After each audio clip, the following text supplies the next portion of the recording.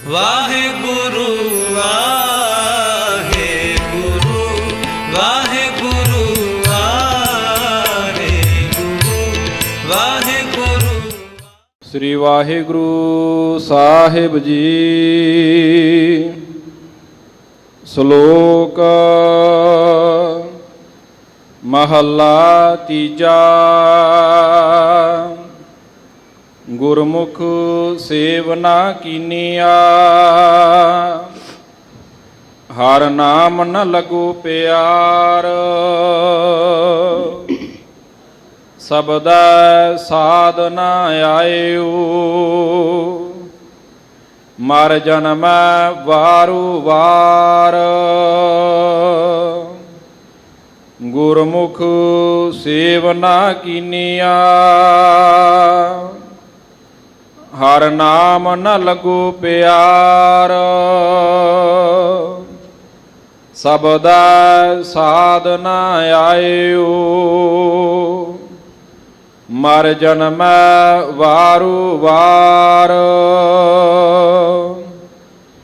ਮਨ ਮੁਖ ਅੰਧ ਨ ਚੇਤਈ, ਕਿਤੇ ਆਇਆ ਸੈਸਾਰ। ਨਾਨਕ ਜਿਨ ਕਉ ਨਦਰ ਕਰੇ, ਸੇ ਗੁਰਮੁਖ ਲੰਘੇ ਪਾਰ। ਮਨ ਮੁਖ ਅੰਧ ਨ ਚੇਤਈ, ਕਿਤੇ ਆਇਆ ਸੈਸਾਰ। ਨਾਨਕ ਜਿਨ ਕਉ ਨਦਰ ਕਰੇ, ਸੇ ਗੁਰਮੁਖ ਲੰਘੇ ਪਾਰ।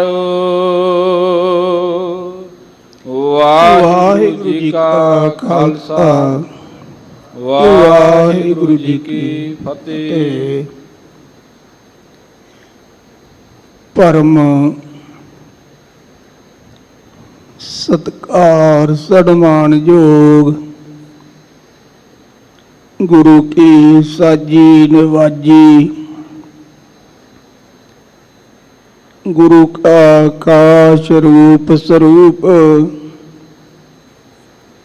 ਸਾਧ ਸੰਗਤ ਜੀ,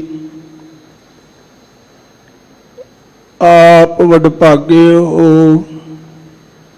ਹਰ ਰੋਜ਼ ਦੀ ਤਰ੍ਹਾਂ ਸੱਚਖੰਡ ਸ੍ਰੀ ਹਰਿਮੰਦਰ ਸਾਹਿਬ ਜੀ ਤੋਂ ਪ੍ਰਾਪਤ ਹੋਏ ਪਾਵਨ ਸ੍ਰੀ ਮੁਖਵਾਕ ਦੀ ਕਥਾ ਵਿਚਾਰ ਸਾਂਝੀ ਕਰਨ ਵਾਸਤੇ ਗੁਰਦੁਆਰਾ ਮੰਜੀ ਸਾਹਿਬ ਦੀਵਾਨਾਲ ਵਿਖੇ ਤਥਾ ਦੇਸ਼ ਵਿਦੇਸ਼ ਘਰਾਂ ਦੇ ਅੰਦਰ PTC ਦੇ ਮਾਧਿਅਮ ਰਾਹੀਂ ਸਤਿਗੁਰਾਂ ਦੀ ਹਾਜ਼ਰੀ ਵਿੱਚ ਜੁੜ ਬੈਠੇ ਹੋ। ਸਤਿਗੁਰਾਂ ਨੇ ਅੰਮ੍ਰਿਤ ਵੇਲੇ ਸੱਚਖੰਡ ਸ੍ਰੀ ਹਰਿਮੰਦਰ ਸਾਹਿਬ ਜੀ ਵਿਖੇ ਪ੍ਰਕਾਸ਼ਮਾਨ ਹੋ ਕੇ ਅੱਜ ਦਾ ਇਹ ਪਾਵਨ ਸ੍ਰੀ ਮੁਖਵਾਕ ਸਾਹਿਬ ਸ੍ਰੀ ਗੁਰੂ ਅਮਰਦਾਸ ਸੱਚੇ ਪਾਤਸ਼ਾਹ ਜੀ ਅਤੇ ਧੰਨ ਗੁਰੂ ਰਾਮਦਾਸ ਸੱਚੇ ਪਾਤਸ਼ਾਹ ਜੀ ਦੀ ਪਾਵਨ ਰਸਨਾ ਦੁਆਰਾ ਆਪਾਂ ਨੂੰ ਬਖਸ਼ਿਸ਼ ਕੀਤਾ ਹੈ। ਅੱਜ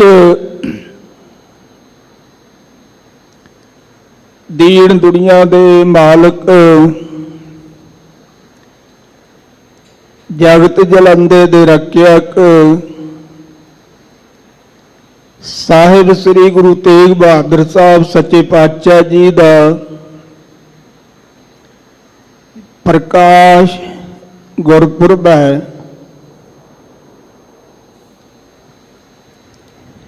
ਸੰਗਤ ਜੀ, ਗੁਰੂ ਤੇਗ ਬਹਾਦਰ ਸਾਹਿਬ ਸੱਚੇ ਪਾਤਸ਼ਾਹ ਜੀ ਦਾ ਪ੍ਰਕਾਸ਼ ਆਗਮਨ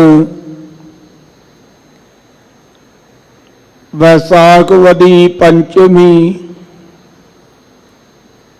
ਸੰਮਤ 1678 ਬਿਕਰਮੀ ਨੂੰ 1 ਅਪ੍ਰੈਲ ਸੰਨ 1621 ਈਸਵੀ ਨੂੰ ਗੁਰੂ ਹਰਗੋਬਿੰਦ ਸਾਹਿਬ ਸੱਚੇ ਪਾਤਸ਼ਾਹ ਜੀ ਦੇ ਗ੍ਰਹਿ ਮਾਤਾ ਨਾਨਕੀ ਜੀ ਦੀ ਕੁੱਖ ਤੋਂ ਅੰਮ੍ਰਿਤ ਵੇਲੇ ਗੁਰਦੁਆਰਾ ਗੁਰੂ ਕੇ ਮਹਿਲ ਸਾਹਿਬ ਜੀ ਵਿਖੇ ਹੋਇਆ। ਗੁਰੂ ਹਰਗੋਬਿੰਦ ਸਾਹਿਬ ਸੱਚੇ ਪਾਤਸ਼ਾਹ ਜੀ ਉਸ ਵੇਲੇ ਸੱਚਖੰਡ ਸ੍ਰੀ ਹਰਿਮੰਦਰ ਸਾਹਿਬ ਜੀ ਵਿਖੇ ਸੰਗਤ ਜੀ ਦੀ ਵਾੜ ਵਿੱਚ ਜੁੜ ਬੈਠੇ ਸਨ। ਆਸਾ ਕੀ ਵਾਰ ਦਾ ਕੀਰਤਨ ਗੁਰੂ ਕੇ ਕੀਰਤਨੀਆਂ ਨੇ ਕੀਤਾ। ਆਸਾ ਦੀ ਵਾਰ ਦੇ ਭੋਗ ਤੋਂ ਉਪਰੰਤ ਬਾਬਾ ਬੁੱਢਾ ਸਾਹਿਬ ਜੀ ਨੇ ਸਾਹਿਬ ਸ੍ਰੀ ਗੁਰੂ ਗ੍ਰੰਥ ਸਾਹਿਬ ਸੱਚੇ ਪਾਤਸ਼ਾਹ ਜੀ ਦਾ ਪਾਵਨ ਸ੍ਰੀ ਮੁਖ ਵਾਕ ਸਰਵਣ ਕਰਾਇਆ।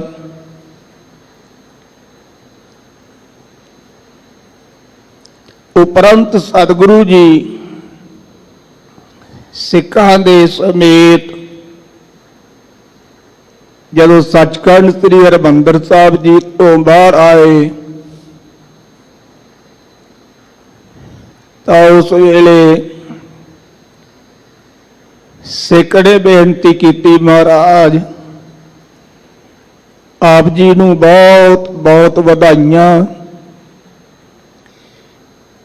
ਆਪ ਜੀ ਦੇ ਘਰ 5ਵੇਂ ਸੁਪੁੱਤਰ ਨੇ ਅਵਤਾਰ ਧਾਰਿਆ ਹੈ। ਗੁਰਸਿੱਖਾਂ ਦੇ ਅੰਦਰ ਬਹੁਤ ਖੁਸ਼ੀ ਹੋਈ। ਸਤਿਗੁਰੂ ਪਾਤਸ਼ਾਹ ਜੀ ਸਿੱਖਾਂ ਸਮੇਤ ਗੁਰੂ ਕੇ ਮਹਿਲਾਂ ਵਿੱਚ ਗਏ।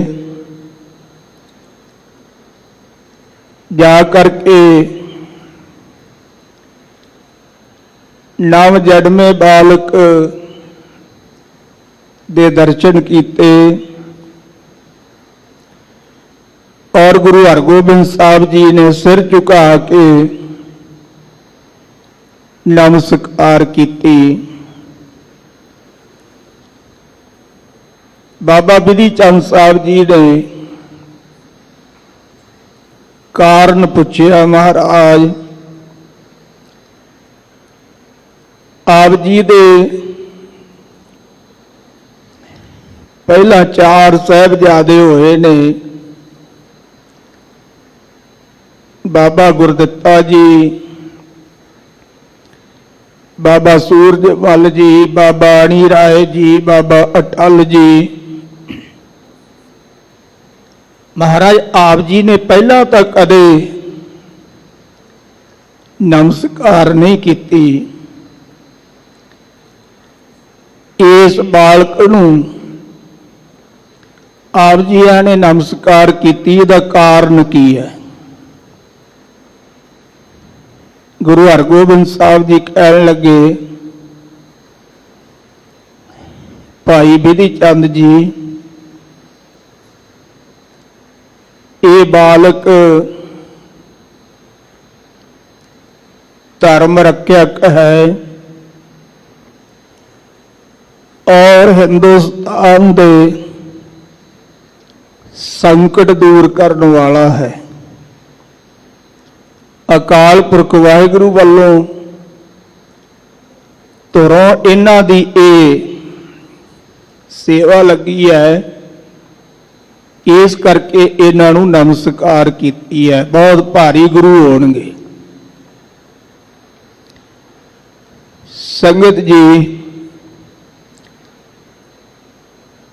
गुरु हरगोबिंद साहब सच्चे पातशाह जी महाराज साहब जी ने नव जन्मे बालक का नाम तेग बहादुर रखा है। साडे जिन्ने भी इतिहासक ग्रंथ ने उन्हां सारे ग्रंथां दे विच तकरीबन नाम तेग बहादुर आया है। और प्रिंसीपल सतबीर सिंह जी ने भी यही दर्शाया है कि गुरु साहब जी ने नाम तेग बहादुर रखा, पर नाल उन्होंने जिक्र किया भी एक अखबार ने नाम त्याग मल दिता है अखबार दे विच। और साडे धार्मिक इतिहासिक ग्रंथां दे विच किते भी त्याग मल दा जिक्र नहीं। ये प्रिंसीपल सतबीर सिंह जी ने एक अखबार का हवाला दिंदियां दर्शाया है कि उस अखबार दे विच त्याग मल रखा है। सतगुरु गुरु तेग बहादुर साहब सच्चे पातशाह जी संगत जी कोई 8 साल का समा श्री अमृतसर साहब जी की पावन धरती ते विचरे और सचखंड श्री हरमंदिर साहब जी दे दर्शन दीदार गुरु हरगोबिंद साहब सच्चे पातशाह जी दे कोल साजना शारे दी ढीक करनी पी जो सतगुरु जी सेवा लाउण मैं वो सेवा पूरी करा। गुरु हरगोबिंद साहब सच्चे पातशाह जी ने गुरु तेग बहादुर साहब सच्चे पातशाह जी दी विद्या का प्रबंध किया। गुरमत दी विद्या गुरु की बाणी दी संत्या ब्रह्म ज्ञानी बाबा बुढ़ा साहब जी के पासों दिवाई है। और इसी तरह भाई गुरदास जी अते भाई जेठा जी के पासों शास्त्र विद्या भी दृढ़ करवाई है। संगत जी, गुरु तेग बहादुर साहब सच्चे पातशाह जी का 11 साल की अवस्था विच आनंद कारज मात गुजरी जी दे नाल करतारपुर साहब जी की पावन धरती ते होया। बाबा लाल चंद जी, माता बिशन कौर जी, कई विद्वानों ने कृष्ण कौर भी लिखा है। जदों आनंद कारज की मर्यादा हुई ते बाबा लाल चंद जी, माता बिशन कौर जी ਆਪਣੀ ਧੀ ਨੂੰ ਸਹੁਰੇ ਤੋਰਨ ਲੱਗੇ ਤੇ ਉਦੋਂ ਇਹੀ ਸਿੱਖਿਆ ਦਿੱਤੀ ਸੀ, ਆਪਣੇ ਪਤੀ ਦੀ ਸੇਵਾ ਵਿੱਚ ਤਤਪਰ ਰਹਿਣਾ। ਸੰਗਤ ਜੀ, ਬਾਤ ਗੁਜਰ ਕੌਰ ਜੀ ਜਿਨ੍ਹਾਂ ਨੇ ਸਾਵਧਾਨ ਹੋ ਕਰਕੇ ਆਪਣੇ ਪਤੀ ਦੀ ਸੇਵਾ ਕੀਤੀ ਹੈ। ਜੇ ਸਤਿਗੁਰੂ ਜੀ ਅੰਮ੍ਰਿਤ ਵੇਲੇ ਗੁਰ ਸ਼ਬਦ ਅਭਿਆਸ ਵਿੱਚ ਟਿਕ ਜਾਂਦੇ ਤੇ ਮਾਤਾ ਜੀ ਦਰਵਾਜ਼ੇ ਤੇ ਪਹਿਰਾ ਦਿਆ ਕਰਦੇ ਸਨ। ਸਤਿਗੁਰੂ ਪਾਤਸ਼ਾਹ ਜੀ ਕਰਤਾਰਪੁਰ ਤੋਂ ਅੱਗੇ ਕੀਰਤਪੁਰ ਸਾਹਿਬ ਨੂੰ ਰਵਾਨਾ ਹੋਏ ਔਰ ਇਹ ਜਿਹੜੀ ਚੌਥੀ ਜੰਗ ਹੈ ਕਰਤਾਰਪੁਰ ਦੀ, ਇਸ ਜੰਗ ਵਿੱਚ ਗੁਰੂ ਤੇਗ ਬਹਾਦਰ ਸਾਹਿਬ ਸੱਚੇ ਪਾਤਸ਼ਾਹ ਜੀ ਨੇ ਸੰਗਤ ਜੀ ਤਲਵਾਰ ਵੀ ਚਲਾਈ ਹੈ ਔਰ ਸਤਿਗੁਰੂ ਜੀ ਗੁਰੂ ਤੇਗ ਬਹਾਦਰ ਸਾਹਿਬ ਜੀ ਦੀ ਚੱਲਦੀ ਤਲਵਾਰ ਤੋਂ ਅਤਿਅੰਤ ਪ੍ਰਸੰਨ ਹੋਏ। ਫਿਰ ਆਪ ਜੀ ਕੋਈ ਸਮਾਂ ਕੀਰਤਪੁਰ ਸਾਹਿਬ ਜੀ ਦੀ ਪਾਵਨ ਧਰਤੀ ਤੇ ਰਹੇ। ਗੁਰੂ ਹਰਗੋਬਿੰਦ ਸਾਹਿਬ ਸੱਚੇ ਪਾਤਸ਼ਾਹ ਜੀ ਨੇ ਜੋਤੀ ਜੋਤ ਸਮਾਉਣ ਦਾ ਸਮਾਂ ਨਜ਼ਦੀਕ ਜਾਣ ਕੇ ਗੁਰਤਾ ਗੱਦੀ ਦੀ ਦਾਤ ਆਪਣੇ ਪੋਤਰੇ ਗੁਰੂ ਹਰਿਰਾਏ ਸਾਹਿਬ ਜੀ ਨੂੰ ਬਖਸ਼ਿਸ਼ ਕੀਤੀ ਹੈ। ਭਾਵੇਂ ਇਤਿਹਾਸ ਨੇ ਜ਼ਿਕਰ ਕੀਤਾ ਹੈ ਕਿ ਸਤਿਗੁਰੂ ਜੀ ਨੇ ਬਾਬਾ ਸੂਰਜਮਲ ਜੀ ਨੂੰ, ਬਾਬਾ ਅਣੀ ਰਾਏ ਜੀ ਨੂੰ ਆਪਣੇ ਕੋਲ ਸੱਦ ਕੇ ਪੁੱਛਿਆ ਵੀ ਸੀ, ਪਰ ਉਹਨਾਂ ਨੇ ਇਨਕਾਰ ਕਰ ਦਿੱਤਾ ਸੀ ਕਿ ਅਸੀਂ ਗੁਰਤਾ ਗੱਦੀ ਦੇ ਯੋਗ ਨਹੀਂ। ਇਤਿਹਾਸ ਨੇ ਇਹ ਵੀ ਜ਼ਿਕਰ ਕੀਤਾ ਹੈ, ਮਾਤਾ ਨਾਨਕੀ ਜੀ ਨੇ ਗੁਰੂ ਹਰਗੋਬਿੰਦ ਸਾਹਿਬ ਜੀ ਨੂੰ ਬੇਨਤੀ ਕੀਤੀ, ਮਹਾਰਾਜ ਤੁਹਾਡਾ ਛੋਟਾ ਸਾਹਿਬਜ਼ਾਦਾ ਗੁਰੂ ਤੇਗ ਬਹਾਦਰ ਸਾਹਿਬ, ਆਪ ਜੀ ਕਹਿੰਦੇ ਸੀ ਇਹ ਭਾਰੀ ਗੁਰੂ ਹੋਵੇਗਾ, ਉਹ ਸਮਾਂ ਕਦੋਂ ਆਵੇਗਾ। ਤੇ ਗੁਰੂ ਹਰਗੋਬਿੰਦ ਸਾਹਿਬ ਸੱਚੇ ਪਾਤਸ਼ਾਹ ਜੀ ਨੇ ਇੱਕ ਰੁਮਾਲ,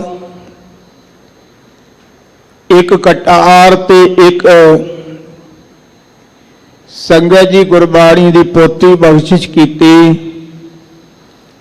ਤੇ ਆਖਿਆ ਇਹ ਸੰਭਾਲ ਕੇ ਰੱਖਿਓ, ਤੇ ਜਦੋਂ ਇਹ ਭਾਰੀ ਗੁਰੂ ਹੋਣਗੇ, ਗੁਰਤਾ ਗੱਦੀ ਤੇ ਸੁਭਾਏਮਾਨ ਹੋਣਗੇ, ਉਦੋਂ ਇਹਨਾਂ ਨੂੰ ਇਹ ਬਖਸ਼ਿਸ਼ ਕਰ ਦਿਓ ਜੀ। ਔਰ ਇਤਿਹਾਸ ਨੇ ਇਹ ਦਰਸਾਇਆ ਕਿ ਉਹ ਗੁਰੂ ਹਰਗੋਬਿੰਦ ਸਾਹਿਬ ਜੀ ਦਾ ਬਖਸ਼ਿਸ਼ ਕੀਤਾ ਹੋਇਆ ਰੁਮਾਲ ਸਾਰੀ ਸ੍ਰਿਸ਼ਟੀ ਨੂੰ ਢੱਕਣ ਵਾਸਤੇ ਚਾਦਰ ਦਾ ਰੂਪ ਧਾਰਨ ਕਰ ਗਿਆ। ਤੇ ਸੰਗਤ ਜੀ ਉਹ ਕਟਾਰ ਜਿਹੜੀ ਸੀ ਉਹ ਤੇਗ ਦਾ ਰੂਪ ਧਾਰਨ ਕੀਤੀ ਹੈ।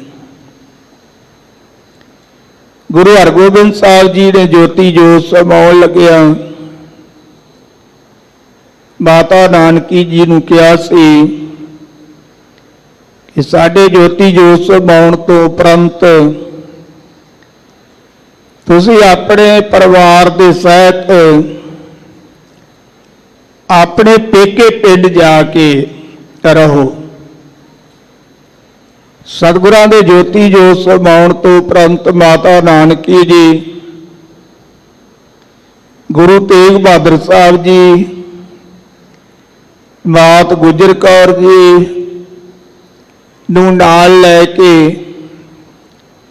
ਆਪਣੇ ਪੇਕੇ ਪਿੰਡ ਬਕਾਲੇ ਆ ਗਏ ਸੰਗਤ ਜੀ।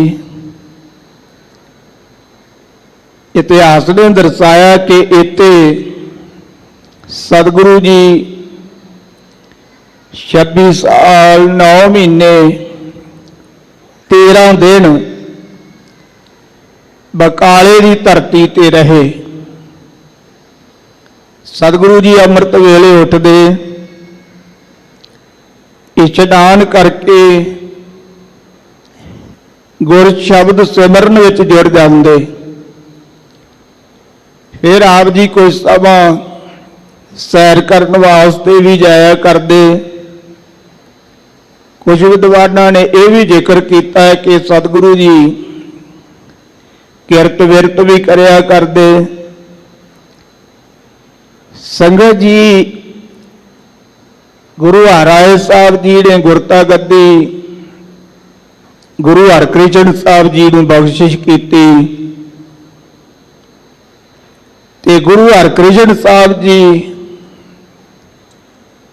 ਨੂੰ ਰਾਮ ਰਾਏ ਨੇ ਈਰਖਾ ਵਸ ਹੋ ਕੇ ਔਰੰਗਜ਼ੇਬ ਦੇ ਕੰਨ ਭਰ ਕੇ ਦਿੱਲੀ ਬੁਲਵਾਇਆ। ਔਰੰਗਜ਼ੇਬ ਨੂੰ ਕਿਹਾ ਇਹਨਾਂ ਤੋਂ ਕਰਾਮਾਤਾਂ ਵੇਖੋ। ਸਤਿਗੁਰੂ ਪਾਤਸ਼ਾਹ ਜੀ ਨੇ ਆਪਣੇ ਪਿਤਾ ਗੁਰੂ ਹਰਿਰਾਏ ਸਾਹਿਬ ਜੀ ਦੀ ਤਰ੍ਹਾਂ ਪ੍ਰਣ ਕੀਤਾ ਸੀ, ਨਾ ਮਲੇਸ਼ ਕੋ ਦਰਸ਼ਨ ਦੇਹੋ, ਨਾ ਮਲੇਸ਼ ਨੂੰ ਦਰਸ਼ਨ ਦੇਣਾ ਤੇ ਨਾ ਮਲੇਸ਼ ਦਾ ਦਰਸ਼ਨ ਕਰਨਾ। ਇਹੀ ਕਾਰਨ ਹੈ ਗੁਰੂ ਹਰਕ੍ਰਿਸ਼ਨ ਸਾਹਿਬ ਸੱਚੇ ਪਾਤਸ਼ਾਹ ਜੀ ਦਾ ਔਰੰਗਜ਼ੇਬ ਦਰਸ਼ਨ ਨਹੀਂ ਕਰ ਸਕਿਆ। ਇਤਿਹਾਸ ਵਿੱਚ ਇਹ ਵੀ ਜ਼ਿਕਰ ਆਇਆ ਕਿ ਜਦੋਂ ਸਤਿਗੁਰੂ ਜੀ ਜੋਤੀ ਜੋਤ ਸਮਾਏ ਤੇ ਉਹਨੇ ਵਿਚਾਰਿਆ ਕਿ ਚਲੋ ਹੁਣ ਜੋਤੀ ਜੋਤ ਸਮਾ ਗਏ ਨੇ ਤੇ ਮੈਂ ਹੁਣ ਹੀ ਜਾ ਕੇ ਦਰਸ਼ਨ ਕਰ ਆਵਾਂ। ਗੁਰਪ੍ਰਤਾਪ ਸੂਰਜ ਗ੍ਰੰਥ ਵਿੱਚ ਅੰਕਿਤ ਹੈ। ਜਦੋਂ ਉਹਨੇ ਆਣ ਕੇ ਸਤਿਗੁਰਾਂ ਦੇ ਸਰੀਰ ਤੋਂ ਚਾਦਰ ਚੁੱਕ ਕੇ ਦਰਸ਼ਨ ਕਰਨ ਦਾ ਯਤਨ ਕੀਤਾ ਤੇ ਉਸ ਵੇਲੇ ਉਹ ਗਜ ਖਾ ਕੇ ਡਿੱਗ ਪਿਆ, ਉਹਨੂੰ ਦਰਸ਼ਨ ਨਹੀਂ ਹੋਏ। ਉਹਦੇ ਅਹਿਲਕਾਰ, ਉਹਦੇ ਪਿਆਦੇ ਜਿਹੜੇ ਸੀ ਉਹਨੂੰ ਚੁੱਕ ਕੇ ਵਾਪਸ ਲੈ ਗਏ ਸੀ। ਸਤਿਗੁਰਾਂ ਨੇ ਜੋਤੀ ਜੋਤ ਸਮਾਉਣ ਲੱਗਿਆ ਇਸ਼ਾਰਾ ਕੀਤਾ ਸੀ, ਬਾਬਾ ਬਸੇ ਜੇ ਗ੍ਰਾਮ ਬਕਾਲੇ, ਬਾਣਗੁਰ ਸੰਗਤ ਆਪ ਸੰਭਾਲੇ। ਔਰ ਸਤਿਗੁਰੂ ਪਾਤਸ਼ਾਹ ਜੀ ਨੇ 5 ਪੈਸੇ ਤੇ ਨਾਰੀਅਲ ਜੋ ਗੁਰਤਾ ਗੱਦੀ ਦੇ ਚਿੰਨ੍ਹ ਸਨ, ਉਹ ਭਾਈ ਦਰਗਾਹ ਮੱਲ ਦੇ ਹੱਥ ਬਾਬੇ ਬਕਾਲੇ ਭੇਜੇ ਸੰਗਤ ਜੀ। ਔਰ ਸਤਿਗੁਰੂ ਗੁਰੂ ਤੇਗ ਬਹਾਦਰ ਸਾਹਿਬ ਸੱਚੇ ਪਾਤਸ਼ਾਹ ਜੀ ਨੇ ਇਹ ਬਚਨ ਕੀਤਾ ਸੀ ਕਿ ਸਾਨੂੰ ਕੋਈ ਪ੍ਰਗਟ ਨਾ ਕਰੇ,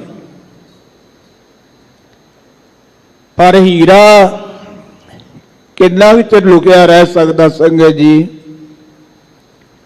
ਆਖਰ ਜਦੋਂ ਮੱਖਣ ਸ਼ਾਹ ਆਇਆ, ਉਹਨੇ ਬੇਨਤੀ ਕੀਤੀ ਕਿ ਮੈਂ ਗੁਰੂ ਸਾਹਿਬ ਜੀ ਦੇ ਦਰਸ਼ਨ ਕਰਨੇ ਨੇ। ਉਹ ਪਹਿਲਾਂ ਕੀਰਤਪੁਰ ਸਾਹਿਬ ਆਇਆ, ਉਹ ਤੋਂ ਪਤਾ ਲੱਗਾ ਵੀ ਬਾਬਾ ਬਕਾਲੇ ਹੈ। ਬਾਬੇ ਬਕਾਲੇ ਦੀ ਧਰਤੀ ਆਇਆ, ਇੱਥੇ 22 ਗੁਰੂ ਬੜੇ ਬੈਠੇ ਸਨ। ਉਹਨੇ ਸਾਰਿਆਂ ਦੀ ਪਰਖ ਕੀਤੀ, ਪਰ ਮੱਕੜ ਚਾਹ ਦੀ ਪਰਖ ਵਿੱਚ ਕੋਈ ਪੂਰਾ ਨਾ ਉਤਰਿਆ। ਆਖਰ ਉਹਨੇ ਪੁੱਛਿਆ ਵੀ ਹੋਰ ਵੀ ਕੋਈ ਇੱਥੇ ਹੈ ਸੋਢੀ? ਕਿਸੇ ਨੇ ਦਰਸਾਇਆ, ਉਹ ਕਹਿਣ ਲੱਗਾ ਹਾਂ, ਆ ਜਿਹੜੇ 22 ਬੈਠੇ ਆ ਨਾ, ਇਹ ਤਾਂ ਗੁਰੂ ਹਰਕ੍ਰਿਸ਼ਨ ਸਾਹਿਬ ਜੀ ਨੇ ਜਦੋਂ ਦਾ ਬਚਨ ਕੀਤਾ ਨਾ ਬਾਬਾ ਬਕਾਲੇ, ਇਹ ਤੇ ਉਦੋਂ ਦੇ ਮੰਜੀਆਂ ਢਾਹ ਕੇ ਬੈਠੇ ਨੇ ਆਣ ਕੇ, ਪਹਿਲਾਂ ਨਹੀਂ ਸੀ। ਪਰ ਪਹਿਲਾਂ ਦਾ ਇੱਥੇ ਇੱਕੋ ਹੀ ਰਹਿੰਦਾ ਸੋਢੀ, ਤੇਗ ਬਹਾਦਰ ਉਹਦਾ ਨਾਮ ਹੈ। ਮੱਕੜ ਸ਼ਾਹ ਮਾਤਾ ਜੀ ਦੇ ਕੋਲ ਆਇਆ, ਮਾਤਾ ਜੀ ਨੂੰ ਨਾਲ ਲਿਆ, ਸਤਿਗੁਰਾਂ ਦੇ ਦਰਸ਼ਨ ਕੀਤੇ। ਤੇ ਭਾਵੇਂ ਹਜ਼ੂਰ ਨੇ ਬਚਨ ਕੀਤਾ ਵੀ ਸਾਨੂੰ ਪ੍ਰਗਟ ਨਾ ਕਰਿਓ, ਪਰ ਮੱਕੜ ਸ਼ਾਹ ਤੋਂ ਰਿਹਾ ਨਾ ਗਿਆ। ਉਹਨਾਂ ਨੇ ਕੋਟੇ ਚੜ੍ਹ ਕੇ ਪੱਲੂ ਫੇਰਿਆ, ਲਾਧੋ ਰੇ ਗੁਰ ਲਾਧੋ ਰੇ। ਸੰਗਤ ਜੀ, ਜਦੋਂ ਗੁਰੂ ਤੇਗ ਬਹਾਦਰ ਸਾਹਿਬ ਜੀ ਪ੍ਰਗਟ ਹੋ ਗਏ, ਸਿੱਖ ਸੰਗਤਾਂ ਗੁਰੂ ਤੇਗ ਬਹਾਦਰ ਸਾਹਿਬ ਜੀ ਦੇ ਚਰਨ ਸ਼ਰਨ ਵਿੱਚ ਆਉਣ ਲੱਗ ਪਈਆਂ। ਤੇ ਉਹ ਜਿਹੜੇ ਬਾਈ ਬੈਠੇ ਸੀ ਉਹਨਾਂ ਨੂੰ ਕੋਈ ਪੁੱਛੇ ਨਾ। ਧੀਰਮਲ ਨੇ ਫਿਰ ਈਰਖਾ ਵਸ ਹੋ ਕੇ ਗੁਰੂ ਤੇਗ ਬਹਾਦਰ ਸਾਹਿਬ ਜੀ ਜਦੋਂ ਸੈਰ ਕਰਨ ਗਏ ਤੇ ਛੇਵੇਂ ਉੱਪਲ ਦੀ ਰਾਹੀਂ, ਮਸੰਦ ਦੀ ਰਾਹੀਂ ਗੁਰੂ ਤੇਗ ਬਹਾਦਰ ਸਾਹਿਬ ਜੀ ਤੇ ਗੋਲੀ ਚਲਾ ਦਿੱਤੀ। ਸਤਿਗੁਰਾਂ ਦੇ ਮੱਥੇ ਨੂੰ ਛੋਹ ਕੇ ਗੋਲੀ ਅੱਗੇ ਲੰਘ ਗਈ। ਜਦੋਂ ਮਾਤ ਨਾਨਕੀ ਜੀ ਨੂੰ ਪਤਾ ਲੱਗਾ, ਆਪ ਜੀ ਨੇ ਮੱਥਾ ਪੂੰਝਿਆ। ਉਸ ਵੇਲੇ ਇਤਿਹਾਸ ਕਹਿੰਦਾ ਮਾਤਾ ਜੀ ਨੇ ਧੀਰਮਲ ਨੂੰ ਕੋਈ ਬੁਰੇ ਭਲੇ ਬਚਨ ਵੀ ਕਹਿ ਤੇ ਗੁਰੂ ਤੇਗ ਬਹਾਦਰ ਸਾਹਿਬ ਜੀ ਕਹਿਣ ਲੱਗੇ, ਮਾਤਾ ਜੀ ਇਹਦੇ ਵਿੱਚ ਧੀਰਮਲ ਦਾ ਕੋਈ ਦੋਸ਼ ਨਹੀਂ। ਜੇ ਆਪਾਂ ਪ੍ਰਗਟ ਨਾ ਹੁੰਦੇ ਤੇ ਧੀਰਮਲ ਆਪਣੇ ਤੇ ਗੋਲੀ ਕਾਹਨੂੰ ਚਲਾਉਂਦਾ? ਇਹ ਤਾਂ ਆਪਣੇ ਪ੍ਰਗਟ ਹੋਣ ਕਰਕੇ ਹੀ ਉਹਨੇ ਗੋਲੀ ਚਲਾਈ ਹੈ ਨਾ। ਆਖਰ ਅੰਮ੍ਰਿਤਸਰ ਸਾਹਿਬ ਆਏ, ਇੱਥੇ ਮਸੰਦਾਂ ਨੇ ਦਰਵਾਜ਼ੇ ਬੰਦ ਕਰ ਲਏ। ਇਤੋਂ ਵਾਪਸ ਸੱਚੇ ਪਾਤਸ਼ਾਹ ਜੀ ਸੰਗਤ ਜੀ ਵੱਲੇ ਚਲੇ ਗਏ। ਮਾਤਾ ਰੋਜੀ ਦੇ ਘਰ ਵਿੱਚ ਜਾ ਕੇ ਗੁਰੂ ਤੇਗ ਬਹਾਦਰ ਸਾਹਿਬ ਜੀ ਕੁਝ ਸਮਾਂ ਟਿਕੇ। ਇਤੋਂ ਵਾਪਸ ਬਾਬੇ ਬਕਾਲੇ ਪਹੁੰਚ ਗਏ। ਤੇ ਬਾਬੇ ਬਕਾਲੇ ਤੋਂ ਜਦੋਂ ਮੱਖਣ ਸ਼ਾਹ ਨੇ ਬੇਨਤੀ ਕੀਤੀ, ਮਹਾਰਾਜ ਮੈਨੂੰ ਆਗਿਆ ਦਿਓ, ਹੁਣ ਮੈਂ ਆਪਣੇ ਦੇਸ਼ ਨੂੰ ਜਾਣਾ ਚਾਹੁੰਦਾ ਹਾਂ। ਇਹ ਗੁਰੂ ਤੇਗ ਬਹਾਦਰ ਸਾਹਿਬ ਜੀ ਕਹਿਣ ਲੱਗੇ, ਮੱਖਣ ਸ਼ਾਹ ਅਸੀਂ ਵੀ ਹੁਣ ਇੱਥੇ ਬਕਾਲੇ ਦੀ ਧਰਤੀ ਤੇ ਨਹੀਂ ਰਹਿਣਾ, ਇੱਥੇ ਲੋਕ ਸਾਡੇ ਨਾਲ ਈਰਖਾ ਕਰਦੇ ਨੇ। ਸਤਿਗੁਰੂ ਪਾਤਸ਼ਾਹ ਜੀ ਨੇ ਕੀਰਤਪੁਰ ਸਾਹਿਬ ਜੀ ਦੇ ਕੋਲ ਮਾਖੋਵਾਲ ਪਿੰਡ ਦੀ ਜ਼ਮੀਨ ਖਰੀਦ ਕੇ ਸੰਗਤ ਜੀ ਉੱਥੇ ਨਗਰ ਵਸਾਇਆ, ਜਿਹਦਾ ਪਹਿਲਾ ਨਾਮ ਰੱਖਿਆ ਸੀ ਨਾਨਕੀ ਚੱਕ, ਮਾਤਾ ਨਾਨਕੀ ਜੀ ਦੇ ਨਾਮ ਤੇ। ਜਦੋਂ ਸਤਿਗੁਰੂ ਕਲਗੀਧਰ ਪਾਤਸ਼ਾਹ ਜੀ ਨੇ ਇੱਥੇ ਆ ਕੇ ਆਨੰਦ ਸਾਹਿਬ ਜੀ ਦੀ ਬਾਣੀ ਸਰਵਣ ਕਰਾਈ ਤੇ ਸਤਿਗੁਰਾਂ ਨੇ ਫਿਰ ਉਸ ਨਗਰ ਦਾ ਨਾਮ ਆਨੰਦਪੁਰ ਸਾਹਿਬ ਰੱਖ ਦਿੱਤਾ ਸੀ। ਪਰ ਈਰਖਾਲੂ ਲੋਕ ਪਿੱਛਾ ਕਰਦੇ ਕਰਦੇ ਆਨੰਦਪੁਰ ਸਾਹਿਬ ਵੀ ਪਹੁੰਚ ਗਏ, ਉੱਥੇ ਵੀ ਈਰਖਾ ਕਰਦੇ ਰਹੇ। ਆਖਰ ਸਤਿਗੁਰੂ ਜੀ ਨੇ ਤੀਰਥ ਯਾਤਰਾ ਦਾ ਪ੍ਰੋਗਰਾਮ ਬਣਾਇਆ ਕਿ ਇੱਕ ਤਾਂ ਇਹਨਾਂ ਈਰਖਾਲੂਆਂ ਤੋਂ ਦੂਰ ਹੋ ਜਾਵਾਂਗੇ, ਇੱਕ ਚਲੋ ਤੀਰਥਾਂ ਦੇ ਉੱਤੇ ਲੋਕ ਗੁਰੂ ਸਾਹਿਬ ਜੀ ਨੂੰ ਯਾਦ ਕਰਦੇ ਨੇ, ਉਹਨਾਂ ਨੂੰ ਸਤਾਰਾ ਕਰਾਂਗੇ। ਇਉਂ ਸਤਿਗੁਰੂ ਪਾਤਸ਼ਾਹ ਜੀ ਨੇ ਪੂਰਬ ਦੀ ਯਾਤਰਾ ਆਰੰਭ ਕੀਤੀ ਤੇ ਸੰਗਤ ਜੀ ਆਪ ਜਦੋਂ ਤਰਬੇਣੀ ਤੇ ਗਏ ਇਲਾਹਾਬਾਦ, ਉੱਥੇ ਕੋਈ ਸਮਾਂ ਸਤਿਗੁਰੂ ਜੀ ਨੇ ਪੁੰਨ ਦਾਨ ਕਰਦਿਆਂ ਬਤੀਤ ਕੀਤਾ। ਫਿਰ ਆਪ ਜੀ ਪਟਨਾ ਚਲੇ ਗਏ। ਪਟਨੇ ਪਰਿਵਾਰ ਨੂੰ ਛੱਡ ਕੇ ਸਤਿਗੁਰੂ ਪਾਤਸ਼ਾਹ ਜੀ ਆਪ ਅਸ਼ਾਮ ਚਲੇ ਗਏ। ਉੱਥੇ ਦੋ ਰਾਜਿਆਂ ਦੀ ਸੰਧੀ ਕਰਵਾਈ। ਇਧਰ ਪੋਹ ਸੁਦੀ 7ਵੀਂ ਸੰਮਤ 1723 ਬਿਕਰਮੀ ਨੂੰ ਗੁਰੂ ਗੋਬਿੰਦ ਸਿੰਘ ਸਾਹਿਬ ਸੱਚੇ ਪਾਤਸ਼ਾਹ ਜੀ ਦਾ ਆਗਮਨ ਹੋਇਆ। ਗੁਰੂ ਤੇਗ ਬਹਾਦਰ ਸਾਹਿਬ ਸੱਚੇ ਪਾਤਸ਼ਾਹ ਜੀ ਨੂੰ ਸੰਗਤ ਜੀ ਅਸ਼ਾਮ ਦੀ ਧਰਤੀ ਤੇ ਗੁਰੂ ਕੇ ਸਿੱਖਾਂ ਨੇ ਜਾ ਕੇ ਦੱਸਿਆ, ਬੜੀਆਂ ਖੁਸ਼ੀਆਂ ਹੋਈਆਂ, ਰਾਜਿਆਂ ਨੇ ਵੀ ਖੁਸ਼ੀਆਂ ਮਨਾਈਆਂ ਔਰ ਸਤਿਗੁਰਾਂ ਨੇ ਨਾਮ ਰੱਖਿਆ ਗੋਬਿੰਦ ਦਾਸ। ਜੋ ਹੁਕਮਨਾਮੇ ਵੀ ਪੜਨਾ ਸਾਹਿਬ ਤਖਤ ਸਾਹਿਬ ਤੇ ਸੁਭਾਏਮਾਨ ਨੇ, ਉਹਨਾਂ ਵਿੱਚ ਵੀ ਨਾਮ ਗੋਬਿੰਦ ਦਾਸ ਹੈ। ਤੋ ਸਤਿਗੁਰੂ ਪਾਤਸ਼ਾਹ ਜੀ ਜਦੋਂ ਰਾਜਿਆਂ ਦੀ ਸੰਧੀ ਕਰਾ ਕੇ ਵਾਪਸ ਪਰਤੇ ਤੇ ਸੰਗਤ ਜੀ ਇਧਰ ਔਰੰਗਜ਼ੇਬ ਜਿਹੜਾ ਪਹਿਲਾਂ ਸਾਰੇ ਧਰਮਾਂ ਦਾ ਹੀ ਸਤਿਕਾਰ ਕਰਦਾ ਸੀ, ਉਹ ਗੀਤਾ ਦਾ ਖਾਸ ਕਰਕੇ ਪਾਠ ਤੇ ਅਰਥ ਸਰਵਣ ਕਰਿਆ ਕਰਦਾ ਸੀ ਤੇ ਪੰਡਤ ਬੜਾ ਚਲਾਕ ਸੀ ਜਿਹੜਾ ਉਹਨੂੰ ਗੀਤਾ ਦਾ ਪਾਠ ਤੇ ਗੀਤਾ ਦੇ ਅਰਥ ਸੁਣਾਉਂਦਾ ਸੀ। ਉਹ ਸਵੇ ਧਰਮ ਦੇ ਜਿਹੜੇ ਸ਼ਲੋਕ ਸੀ ਨਾ ਉਹ ਛੱਡ ਜਾਂਦਾ ਸੀ, ਉਹ ਸਵੇ ਧਰਮ ਦੇ ਸ਼ਲੋਕ ਨਹੀਂ ਸੀ ਸੁਣਾਉਂਦਾ। ਇੱਕ ਦਿਨ ਉਹ ਬਿਮਾਰ ਪੈ ਗਿਆ, ਉਹਨੇ ਆਪਦੇ ਮੁੰਡੇ ਨੂੰ ਭੇਜ ਦਿੱਤਾ ਵੀ ਜਾ ਬੇਟਾ ਤੂੰ ਸੁਣਾ ਕੇ ਆ। ਕਾਲੀ ਕਾਲੀ ਵਿੱਚ ਦੱਸਣਾ ਭੁੱਲ ਗਿਆ।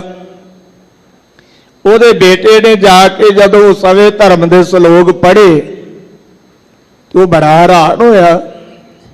ਕਹਿਣ ਲੱਗਾ ਬੇਟਾ ਤੇਰਾ ਬਾਪੂ ਇੰਨਾ ਚਿਰ ਹੋ ਗਿਆ ਗੀਤਾ ਦਾ ਪਾਠ ਸੁਣਾਉਂਦਿਆਂ ਤੇ ਅਰਥ ਕਰਦਿਆਂ, ਪਰ ਉਹਨੇ ਕਦੇ ਨਹੀਂ ਸੀ ਇਹ ਸੁਣਾਏ ਜਿਹੜੇ ਤੂੰ ਅੱਜ ਸੁਣਾਏ ਨੇ। ਪਰ ਅੱਜ ਤਾਂ ਮੈਨੂੰ ਕ੍ਰਿਸ਼ਨ ਜੀ ਨੇ ਵੀ ਕਹਿ ਦਿੱਤਾ ਹੈ ਕਿ ਆਪਣੇ ਧਰਮ ਵਿੱਚ ਪਰਪੱਕ ਹੋਣਾ ਚਾਹੀਦਾ। ਬੇਟਾ ਹੁਣ ਤੂੰ ਕੱਲ ਤੋਂ ਨਾ ਆਵੀਂ, ਤੇਰੇ ਆਉਣ ਦੀ ਲੋੜ ਨਹੀਂ। ਉਤੋਂ ਔਰੰਗਜ਼ੇਬ ਜਿਹੜਾ ਸੀ ਸੰਗਤ ਜੀ ਉਹ ਫਿਰ ਹਿੰਦੂ ਧਰਮ ਨੂੰ ਇਸਲਾਮ ਵਿੱਚ ਮਿਲਾਉਣ ਵਾਸਤੇ ਉਹਨੇ ਹੁਕਮਨਾਮੇ ਜਾਰੀ ਕੀਤੇ। ਸਭ ਤੋਂ ਪਹਿਲਾਂ ਉਹਦਾ ਹੁਕਮ ਜਿਹੜਾ ਸੀ ਉਹ ਕਸ਼ਮੀਰ ਦੀ ਧਰਤੀ ਤੇ ਪੁੱਜਿਆ ਹੈ। ਕਸ਼ਮੀਰ ਦੀ ਧਰਤੀ ਵਿਦਵਾਨਾਂ ਦੀ ਯੂਨੀਵਰਸਿਟੀ ਸੀ। ਇੱਥੇ ਬਹੁਤ ਸਾਰੇ ਵਿਦਵਾਨ ਪੰਡਤ ਸਨ ਤੇ ਆਖਰਕਾਰ ਉਹਨਾਂ ਪੰਡਤਾਂ ਨੇ ਪੰਡਤ ਕਿਰਪਾ ਰਾਮ ਦੀ ਅਗਵਾਈ ਵਿੱਚ ਗੁਰੂ ਤੇਗ ਬਹਾਦਰ ਸਾਹਿਬ ਜੀ ਕੋਲ ਆਉਣਾ ਕੀਤਾ। ਆ ਕੇ ਬੇਨਤੀ ਕੀਤੀ, ਮਹਾਰਾਜ ਜਿੰਨਾ ਚਿਰ ਗੁਰੂ ਨਾਨਕ ਦਾ ਧਰਮ ਹੈ ਉਹਨਾਂ ਚਿਰ ਸਾਡੇ ਧਰਮ ਨੂੰ ਕੋਈ ਖਤਰਾ ਨਹੀਂ ਹੋ ਸਕਦਾ ਤੇ ਆਪ ਕਿਰਪਾ ਕਰੋ ਤੇ ਸਾਡੇ ਧਰਮ ਨੂੰ ਹੁਣ ਬਚਾਓ। ਗੁਰੂ ਤੇਗ ਬਹਾਦਰ ਸਾਹਿਬ ਸੱਚੇ ਪਾਤਸ਼ਾਹ ਜੀ ਨੇ ਤਿਲਕ ਤੇ ਜੰਝੂ ਦੀ ਰਾਖੀ ਵਾਸਤੇ ਦਿੱਲੀ ਚਾਂਦਨੀ ਚੌਕ ਵਿਖੇ ਸੰਗਤ ਜੀ ਆਪਣੇ ਅਸੀਸ ਦਾ ਸੁਦਰਸ਼ਨ ਚੱਕਰ ਚਲਾ ਕੇ ਔਰੰਗਜ਼ੇਬ ਤੰਦੂਏ ਦੀਆਂ ਸ਼ਰਾ ਰੂਪੀ ਤਾਰਾਂ ਨੂੰ ਕੱਟ ਕੇ ਹਿੰਦੂ ਧਰਮ ਰੂਪੀ ਹਾਥੀ ਨੂੰ ਇਹ ਸੰਸਾਰ ਰੂਪੀ ਨਦੀ ਵਿੱਚ ਡੁੱਬਣ ਤੋਂ ਬਚਾਉਣਾ ਕੀਤਾ। ਅੱਜ ਸਤਿਗੁਰਾਂ ਦਾ ਪਾਵਨ ਪ੍ਰਕਾਸ਼ ਗੁਰਪੁਰਬ ਹੈ। ਪਿਛਲੇ ਸਾਲ ਆਪਾਂ ਸ਼ਤਾਬਦੀ ਮਨਾਈ ਸੀ 2021 ਵਿੱਚ ਤੇ ਉਦੋਂ ਸ਼੍ਰੋਮਣੀ ਗੁਰਦੁਆਰਾ ਪ੍ਰਬੰਧਕ ਕਮੇਟੀ ਵੱਲੋਂ ਐਲਾਨ ਹੋਇਆ ਸੀ ਕਿ ਸਾਰਾ ਸਾਲ ਹੀ ਗੁਰਮਤਿ ਸਮਾਗਮ ਗੁਰੂ ਤੇਗ ਬਹਾਦਰ ਸਾਹਿਬ ਸੱਚੇ ਪਾਤਸ਼ਾਹ ਜੀ ਦੀ ਯਾਦ ਵਿੱਚ ਕਰਾਏ ਜਾਣ ਤੇ ਸੰਗਤ ਜੀ ਅੱਜ ਉਹਨਾਂ ਸਮਾਗਮਾਂ ਦੀ ਸੰਪੰਨਤਾ ਹੈ। ਅੱਜ ਅੰਮ੍ਰਿਤ ਵੇਲੇ ਜਿੱਥੇ ਗੁਰਦੁਆਰਾ ਗੁਰੂ ਕੇ ਮਹਿਲ ਵਿਖੇ ਸ੍ਰੀ ਅਖੰਡ ਪਾਠ ਸਾਹਿਬ ਜੀ ਦੇ ਭੋਗ ਪਏ ਨੇ, ਉੱਥੇ ਵੀ ਗੁਰੂ ਸ਼ਬਦ ਦੀ ਵਿਚਾਰ ਹੋ ਰਹੀ ਹੈ। 10 ਵਜੇ ਤੋਂ ਲੈ ਕੇ 3 ਵਜੇ ਤੱਕ ਇੱਥੇ ਗੁਰਦੁਆਰਾ ਮੰਜੀ ਸਾਹਿਬ ਦੀਵਾਨ ਹਾਲ ਵਿਖੇ ਵੀ ਦੀਵਾਨ ਸੱਜਣੇ ਨੇ, ਜਿਸ ਵਿੱਚ ਰਾਗੀ, ਢਾਡੀ, ਪ੍ਰਚਾਰਕ, ਸਿੰਘ ਸਾਹਿਬਾਨ ਸਾਰਿਆਂ ਨੇ ਹੀ ਗੁਰੂ ਤੇਗ ਬਹਾਦਰ ਸਾਹਿਬ ਜੀ ਦੇ ਜੀਵਨ ਤੇ ਵਿਚਾਰ ਰੱਖਣੇ ਨੇ। ਸਤਿਗੁਰੂ ਗੁਰੂ ਤੇਗ ਬਹਾਦਰ ਸਾਹਿਬ ਜੀ ਦੇ 401 ਸਾਲਾ ਪਾਵਨ ਪ੍ਰਕਾਸ਼ ਗੁਰਪੁਰਬ ਦੀਆਂ ਸਮੁੱਚੇ ਹੀ ਸੰਸਾਰ ਭਰ ਦੀਆਂ ਸਿੱਖ ਸੰਗਤਾਂ ਨੂੰ ਬਹੁਤ ਬਹੁਤ ਵਧਾਈਆਂ। ਔਰ ਦੂਜਾ, ਅੱਜ ਭਗਤ ਧੰਨਾ ਜੀ ਦਾ ਜਨਮ ਦਿਹਾੜਾ ਹੈ ਸੰਗਤ ਜੀ। ਭਗਤ ਧੰਨਾ ਜੀ ਦਾ ਜਨਮ ਸੋ ਦੋ ਤਰ੍ਹਾਂ ਦੇ ਸਰੋਤ ਮਿਲਦੇ ਨੇ। ਇੱਕ ਤਾਂ ਰਾਜਪੂਤਾਨੇ ਦੇ ਸਰੋਤ ਨੇ। ਰਾਜਪੂਤਾਨੇ ਦੇ ਸਰੋਤਾਂ ਵਿੱਚ ਭਗਤ ਧੰਨਾ ਜੀ ਦੇ ਪਿਤਾ ਦਾ ਨਾਮ ਰਾਜੇਸ਼ ਕੁਮਾਰ ਤੇ ਮਾਤਾ ਦਾ ਨਾਮ ਗੰਗਾ ਬਾਈ ਲਿਖਿਆ ਹੈ। ਔਰ ਦੂਜੇ ਨੇ ਜੀ ਸਿੱਖ ਧਰਮ ਦੇ ਸਰੋਤ। ਇਹਨਾਂ ਵਿੱਚ ਭਗਤ ਧੰਨਾ ਜੀ ਦੇ ਪਿਤਾ ਦਾ ਨਾਮ ਭੋਲਾ ਲਿਖਿਆ ਹੈ ਤੇ ਮਾਤਾ ਦਾ ਨਾਮ ਧੰਨੋ ਲਿਖਿਆ ਹੈ। ਸਨ 1415 ਈਸਵੀ ਨੂੰ ਭਗਤ ਧੰਨਾ ਜੀ ਦਾ ਜਨਮ ਧੂਆਂ ਕਲਾਂ ਜ਼ਿਲ੍ਹਾ ਟਾਂਕ ਰਾਜਸਥਾਨ ਵਿੱਚ ਹੋਇਆ। ਜਦੋਂ ਆਪ ਜੀ ਥੋੜੇ ਜਿਹੇ ਵੱਡੇ ਹੋਏ ਤਾਂ ਆਪ ਜੀ ਦੇ ਪਿਤਾ ਨੇ ਆਪ ਜੀ ਨੂੰ ਪਸ਼ੂ ਚਾਰਨ ਵਾਸਤੇ ਭੇਜਿਆ। ਔਰ ਜਿੱਥੇ ਭਗਤ ਧੰਨਾ ਜੀ ਦੀ ਜ਼ਮੀਨ ਸੀ ਉਹਦੇ ਨਾਲ ਹੀ ਸੰਗਤ ਜੀ ਇੱਕ ਮੰਦਿਰ ਬਣਿਆ ਹੋਇਆ ਵਾ। ਜਿਨ੍ਹਾਂ ਗੁਰਮੁਖਾਂ ਨੇ ਦਰਸ਼ਨ ਕੀਤੇ ਹੋਣਗੇ, ਬਾਬਾ ਲੱਖਾ ਸਿੰਘ ਜੀ ਕੋਟੇ ਵਾਲੇ ਮਹਾਂਪੁਰਖਾਂ ਨੇ ਉੱਥੇ ਬਹੁਤ ਸੁੰਦਰ ਗੁਰਦੁਆਰਾ ਭਗਤ ਧੰਨਾ ਜੀ ਦੀ ਯਾਦ ਵਿੱਚ ਬਣਾਇਆ ਹੈ। ਭਗਤ ਧੰਨਾ ਜੀ ਦਾ ਖੂਹ ਵੀ ਹੈ ਤੇ ਦੂਜੇ ਪਾਸੇ ਨਾਲ ਇੱਕ ਮੰਦਿਰ ਵੀ ਹੈ ਜਿੱਥੇ ਪੰਡਤ ਪੂਜਾ ਕਰਿਆ ਕਰਦਾ ਸੀ।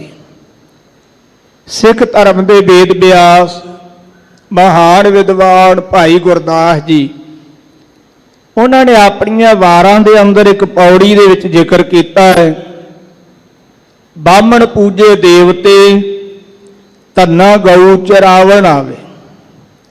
ਸੰਗਤ ਜੀ, ਭਾਈ ਗੁਰਦਾਸ ਜੀ ਨੂੰ ਵੀ ਝੁਟਲਾਇਆ ਨਹੀਂ ਜਾ ਸਕਦਾ, ਕਿਉਂਕਿ ਭਗਤ ਧੰਨਾ ਜੀ ਜਦੋਂ ਗਊਆਂ ਚਾਰਨ ਆਉਂਦੇ ਤੇ ਉਹਨਾਂ ਨੇ ਪੰਡਤ ਨੂੰ ਵੇਖਿਆ ਤੇ ਉਹਨਾਂ ਨੇ ਪੁੱਛਿਆ,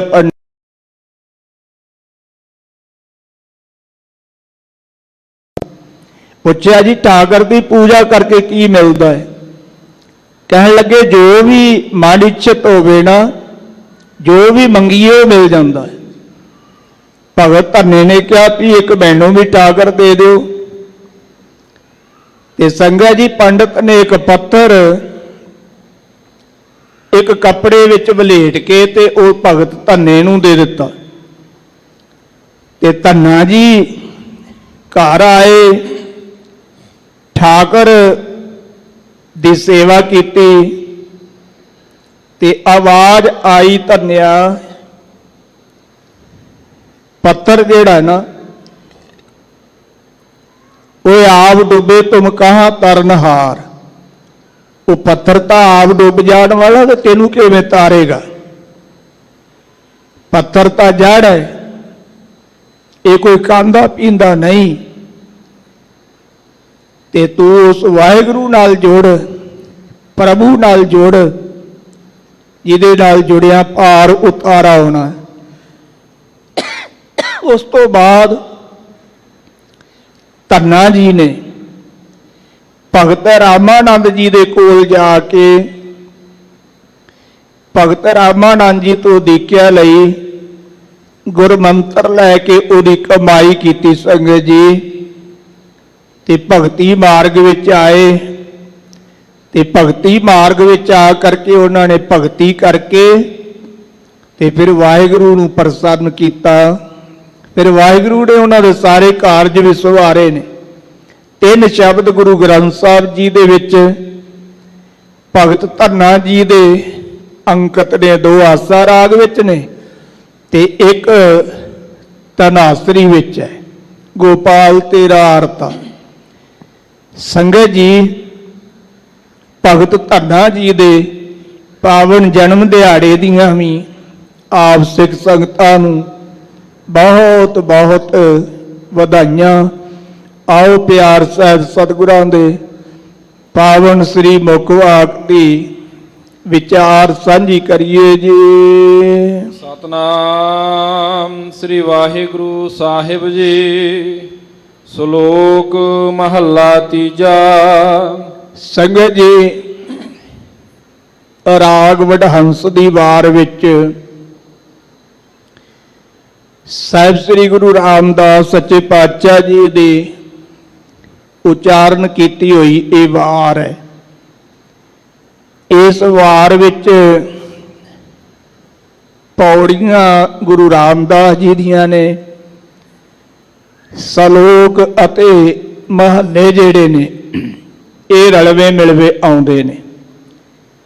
ਧੰਨ ਗੁਰੂ ਅਮਰਦਾਸ ਸੱਚੇ ਪਾਤਸ਼ਾਹ ਜੀ ਪਹਿਲੇ ਸ਼ਲੋਕ ਅੰਦਰ ਦਰਸਾ ਰਹੇ ਨੇ। ਗੁਰਮੁਖ ਸੇਵਨਾ ਕੀਨੀਆਂ। ਸੱਚੇ ਪਾਤਸ਼ਾਹ ਜੀ ਕਹਿੰਦੇ ਭਾਈ ਇਸ ਜੀਵ ਨੇ ਗੁਰਮੁਖ ਬਣ ਕੇ ਗੁਰੂ ਦੀ ਸੇਵਾ ਨਹੀਂ ਕੀਤੀ ਹਰ ਨਾਮ ਨਾ ਲੱਗੂ ਪਿਆਰ। ਅਤੇ ਨਾ ਹੀ ਹਰੀ ਪਰਮੇਸ਼ਰ ਦੇ ਨਾਮ ਨਾਲ ਇਹਦਾ ਪਿਆਰ ਹੀ ਲੱਗਾ। ਸਬਦਾ ਸਾਧ ਨਾ ਆਇਓ। ਇਹਨੂੰ ਗੁਰੂ ਕੇ ਸ਼ਬਦ ਦਾ ਸਵਾਦ ਰਸ ਵੀ ਨਹੀਂ ਆਇਆ। ਉਹਨਾਂ ਚਿਰ ਰਸ ਨਹੀਂ ਆਵੇਗਾ ਜਿੰਨਾ ਚਿਰ ਸਾਡੀ ਰਸਨਾ ਅਨ ਰਸਾਂ ਦੇ ਵਿੱਚ ਲੱਗੀ ਹੋਈ ਹੈ। ਇਹ ਰਸਨਾ ਤੂੰ ਅਨ ਰਸ ਰਾਚ ਰਹੀ, ਤੇਰੀ ਪਿਆਸ ਨਾ ਜਾਏ। ਪਿਆਸ ਨਾ ਜਾਏ ਹੋਰ ਤਿਕਤਾ ਜਿਚਰ ਹਰ ਰਸ ਪੱਲਾ ਨਾ ਪਾਏ। ਜਿੰਨਾ ਚਿਰ ਹਰੀ ਦੇ ਨਾਮ ਦਾ ਰਸ ਇਸ ਜ਼ਬਾਨ ਨੂੰ ਪ੍ਰਾਪਤ ਨਹੀਂ ਹੁੰਦਾ, ਸੰਗਤ ਜੀ ਉਹਨਾਂ ਚਿਰ ਇਹਦੀ ਪਿਆਸ ਨਹੀਂ ਮਿਟੇਗੀ, ਉਹਨਾਂ ਚਿਰ ਇਹਦੀ ਤ੍ਰਿਸ਼ਨਾ ਨਹੀਂ ਮਿਟੇਗੀ।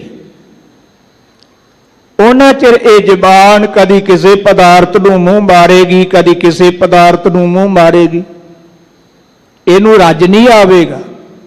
ਤੇ ਸੱਚੇ ਪਾਤਸ਼ਾਹ ਜੀ ਕਹਿੰਦੇ ਨੇ ਸਭ ਦਾ ਸਾਧ ਨਾ ਆਇਓ। ਭਾਈ ਇਹਨੂੰ ਗੁਰੂ ਕੇ ਸ਼ਬਦ ਦਾ ਸਵਾਦ ਰਸ ਵੀ ਨਹੀਂ ਆਇਆ। ਮਰ ਜਨਮੈ ਵਾਰੂ ਵਾਰ।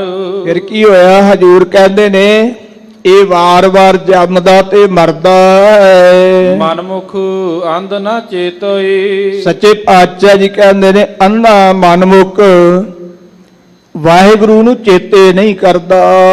ਕਿਤੇ ਆਇਆ ਸਹਿਸਾਰ।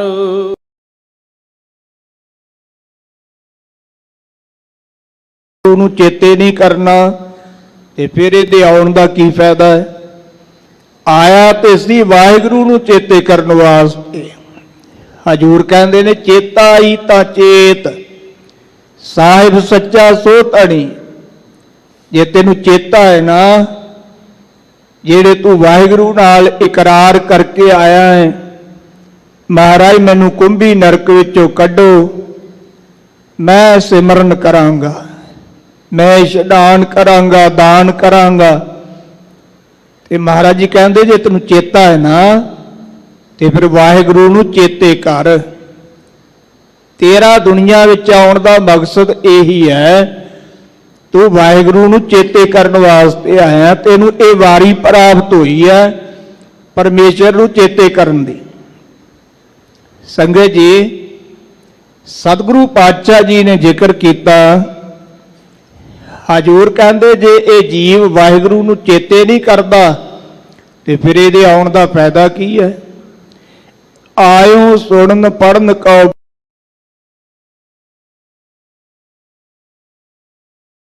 ਬਿਰਤਾ ਜਨਮ ਪ੍ਰਾਣੀ।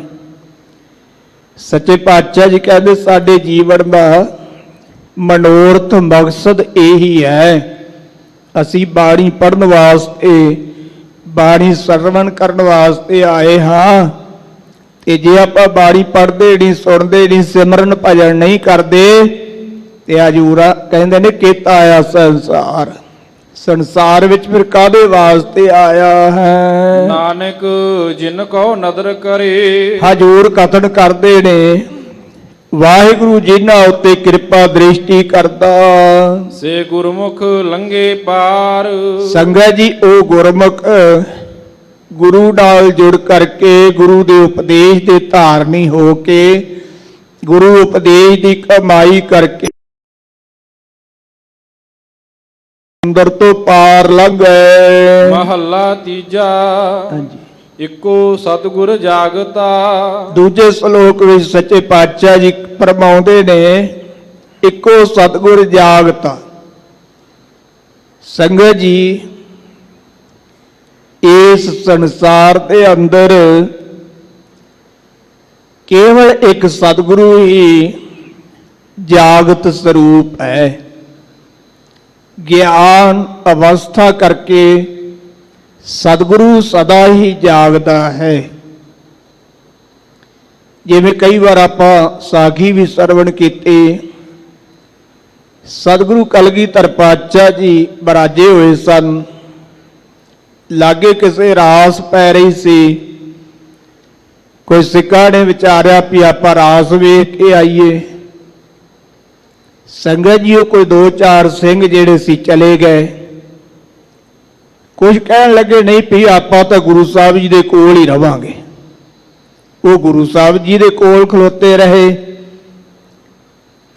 ਤੇ ਜਿਹੜੇ ਰਾਸ ਵੇਖਣ ਗਏ ਸੀ, ਜਦੋਂ ਸਤਿਗੁਰੂ ਜੀ ਨੀਂਦਰ ਤੋਂ ਉਠਾਨ ਹੋਏ, ਸਿੱਖਾਂ ਨੇ ਬੇਨਤੀ ਕੀਤੀ ਮਹਾਰਾਜ ਉਹ ਫਲਾਣੇ ਸਿੰਘ ਜਿਹੜੇ ਨਾ ਉਹ ਰਾਸ ਵੇਖਣ ਗਏ ਸੀ।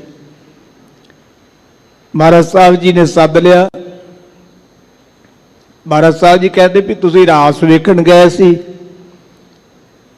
ਉਹ ਵਿਚਾਰੇ ਕੰਬੀ ਜਾਣ ਵੀ ਗਏ ਤਾਂ ਸੀ, ਹੁਣ ਕੀ ਬਣੇਗਾ?